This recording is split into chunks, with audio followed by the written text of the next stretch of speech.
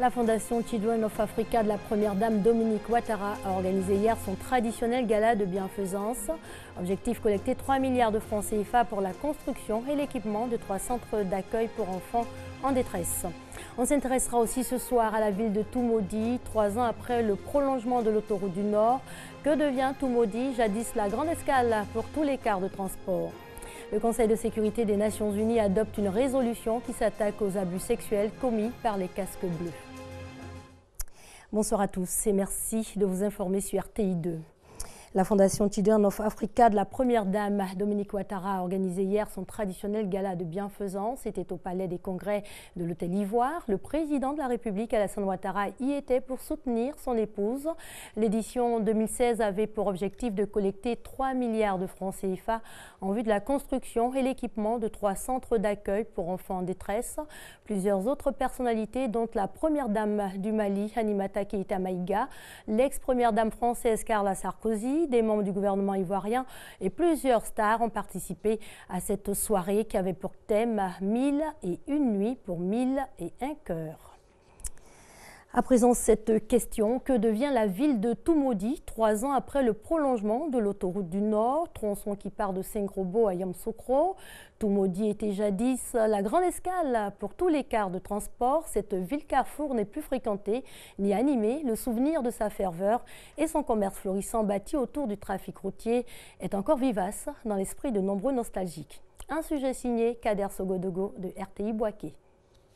Toumaudi. Ce carrefour naguère grouillait de monde. Toumaudi se présentait comme la cité incontournable pour tous les voyageurs. Pour allier le centre-ouest et le Grand Nord en provenance d'Abidjan et des autres localités du sud, l'escale de Toumaudi s'imposait. Qui pour se soulager, qui pour se restaurer.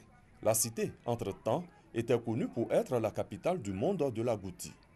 Fin 2013, l'ouverture du prolongement de l'autoroute jusqu'à Yamoussoukro va changer la donne.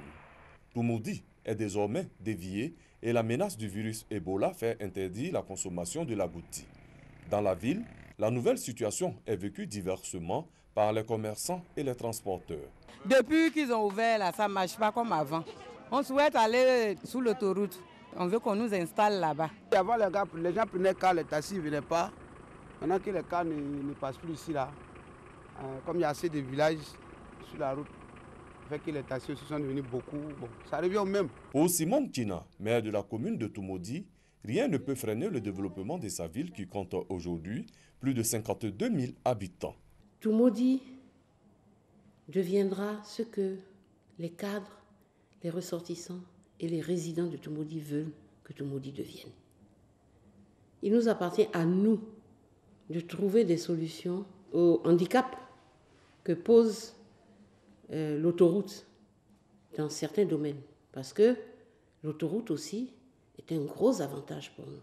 Le jour où l'interdiction d'Ebola de la goutti sera levée, les femmes vont avoir beaucoup de clients, parce que même aujourd'hui, vous avez des véhicules privés, beaucoup de véhicules privés qui tournent à l'échangeur, qui s'arrêtent au maquis village, qui mangent et puis qui repartent. En soirée, un bref passage à la rue Princesse de Toumaudi permet de constater une bonne ambiance dans la ville. Comme quoi, en attendant la levée de l'interdiction de consommer la goutti, la sympathique commune de Toumaudi s'habitue à sa nouvelle situation. On va parler excellence. Au Collège moderne de Bingéville, on s'y attelle et pour permettre aux élèves d'atteindre cet objectif, l'établissement initie un projet dénommé Tomorrow's Leaders. Objectif de cette plateforme, former au leadership et sensibiliser sur les grossesses en milieu scolaire. Konaté Moussa. Tomorrow's Leaders est un projet de formation en leadership, de sensibilisation sur les grossesses en milieu scolaire, les TIC et l'initiation à la culture de paix.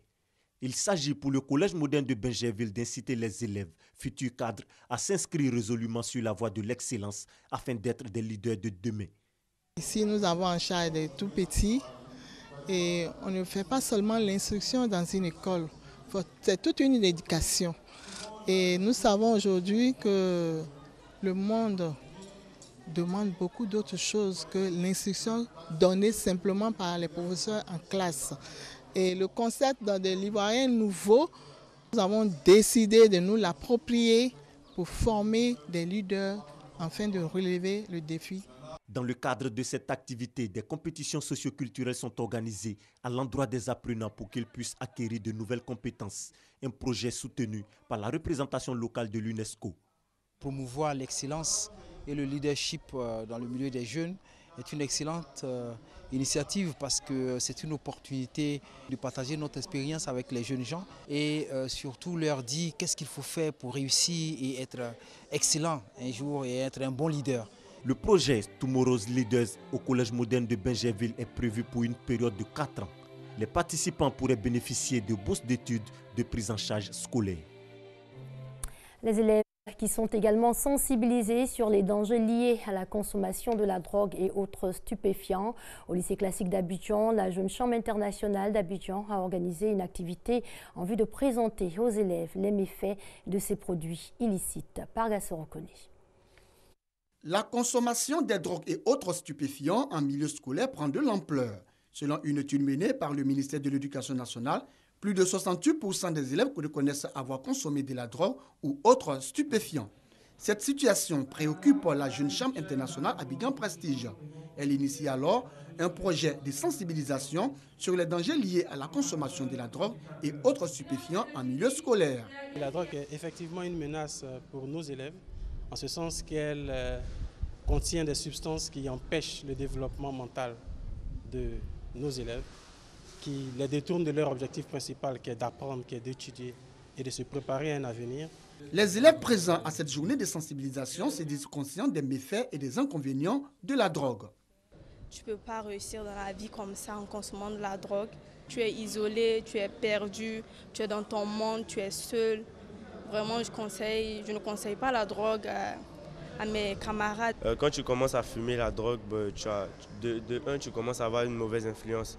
Parce que là, avec les parents, tu vas commencer à voler à la maison. Tu vas plus trop te concentrer à l'école. Vu que tu seras vraiment obsédé par la drogue, tu vas seulement que penser à fumer, à fumer, à fumer. Et là, tu oublies le plus important, quoi.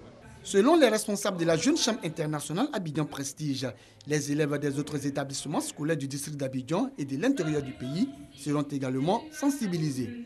La Jeune Chambre internationale est une fédération mondiale de 20 000 jeunes repartis dans plus de 112 pays à travers le monde. Retour sur la Journée internationale de la femme, c'était le 8 mars dernier. Les femmes de la région des Grands Ponts ont pris rendez-vous à Dabou. Elles ont beaucoup parlé d'autonomisation, de formation et de solidarité pour sortir de la précarité. Le reportage de Guessambi Thomas. Elles sont venues de Jacquesville, Grand Laou et de Dabou pour prendre part à leur fête, la Journée internationale de la femme. Une célébration avec en ligne de mire leur autonomisation. Célébration qui fait aussi office de bilan sur l'état d'avancement de la situation de la femme. À ce titre, les femmes du Grand Pont saluent le gouvernement pour la création des IFEF, institutions de formation et d'éducation féminine. Ces institutions, par la diversité des curricula de formation et de la qualité des enseignements, offrent aux femmes les rudiments essentiels lui permettant de saisir toutes les opportunités qui s'offrent à elles pour acquérir leur indépendance vis-à-vis de l'homme et contribuer au bien-être de leur famille. 8 mars est certes dédié à la femme, mais le combat pour son épanouissement doit être inclusif, une affaire de tous, a rappelé le parrain Joseph Gabriel Yassé. Nous structurons des projets à l'heure actuelle qui sont tous articulés sur la femme.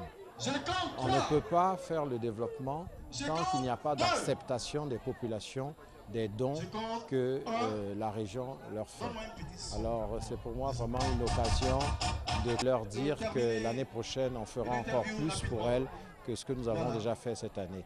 Autonomisation de la femme, défis et opportunités pour l'épanouissement de la famille, c'était le thème retenu par les femmes des Grands Ponts. Elles ont promis œuvrer pour l'amélioration des conditions de leurs sœurs. En images, le lancement de Next African Entrepreneurs, une émission de télé-réalité de 10 épisodes. Elle va mettre en compétition des entrepreneurs. Ils sont au nombre de 10, dont 6 hommes et 4 femmes, répartis au sein de 2 groupes avec un capital de 1 million de francs CFA. Les candidats devront lever un fonds de 10 millions de francs CFA à travers une négociation financière et un plan d'affaires efficace. Et les lampions s'éteignent ce soir sur la 9e édition du marché des arts et du spectacle africain, le Massa 2016 qui prend fin ce samedi. La cérémonie officielle de clôture se déroule au moment où je vous parle. Massa 2016, on revient sur quelques temps forts de ce festival avec les danses patrimoniales. Les troupes venues de Diego Nefla, Sassandra, Abobo et Bingéville ont fait la démonstration de leur savoir-faire. Ami Sissoko. Esplanade du Palais de la Culture. Ces troupes admises pour le festival de l'édition 9 du Massa, marché des arts du spectacle africain, tentent le tout pour saisir leur chance. Parmi elles, Tony A de Diego Nefla, lauréat 2015 du Festival national de vacances culture.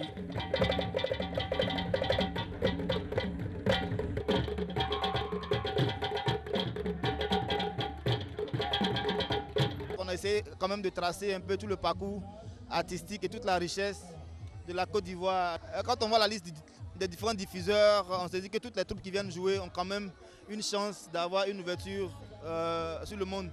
Donc aujourd'hui, notre rêve, c'est de pouvoir tomber sur une maison de diffusion ici qui peut nous faire sortir du pays. À côté du glas, masque, justicier, guéré, accompagné de sa femme, il y a aussi l'Amako de Sassandra. Ces troupes venues de la région du Guaclé, en pleine démonstration du Siakokwe, tient le public en haleine.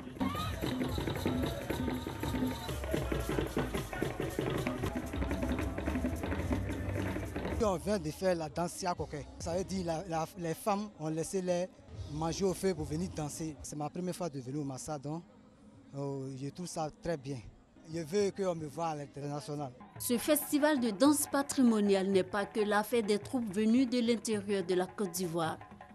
Les compagnies Moaye d'Abobo et Écho d'Afrique de Bingéville sont aussi de la fête, à la grande joie du public. C'est une découverte pour moi et cela veut dire que la Côte d'Ivoire est assez grande, qu'il y a beaucoup de choses à découvrir. C'était absolument magnifique. Moi, je suis du Québec, au Canada, et donc pour moi, c'est un exotisme total. Tous ces groupes sont extrêmement talentueux et je vais en parler au Québec à des organisateurs de grands festivals de danse. Découvertes pour certains, redécouvertes pour d'autres, ces danses patrimoniales ivoiriennes sont toujours pleines d'intérêt. Et visiblement, elles sont l'une des attractions de cette 9e édition du marché des arts du spectacle africain.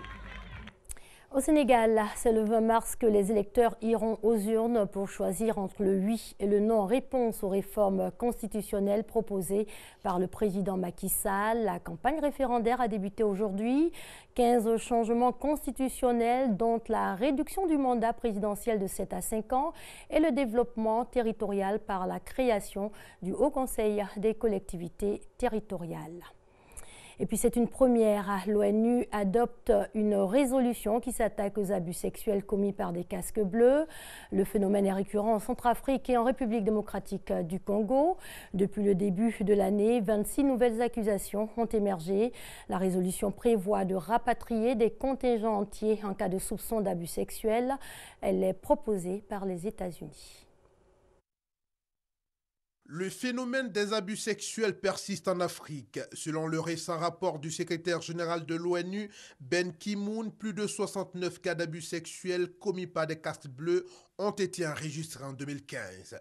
Le Conseil de sécurité des Nations Unies décide d'y mettre un terme. Une résolution a été votée ce vendredi 11 mars avec 14 voix favorables. Résolution qui prévoit le rapatriement des contingents entiers de casques bleus soupçonnés d'abus sexuels. Ils voient un casque bleu qui arrive et ils pensent que c'est quelqu'un qui va les aider. Ils ne se disent pas qu'ils devraient s'enfuir, que c'est quelqu'un qui pourrait les violer. Ce n'est pas ce qu'ils pensent et ce n'est pas ce qu'ils devraient penser, Mais c'est pourtant le cas parce que personne n'endosse la responsabilité de ces crimes. Cette solution présentée par les États-Unis a fait l'objet d'une contestation par l'Égypte qui juge la sanction de punition collective. Mais la décision est ferme, les pays membres de l'ONU doivent prendre leurs responsabilités. Ils devront sanctionner pénalement les soldats en faute sous peine d'être écartés des opérations de maintien de la paix. Fin de cette édition, merci à vous de l'avoir suivi. Excellente soirée sur les antennes de l'RTI, la marque du service public.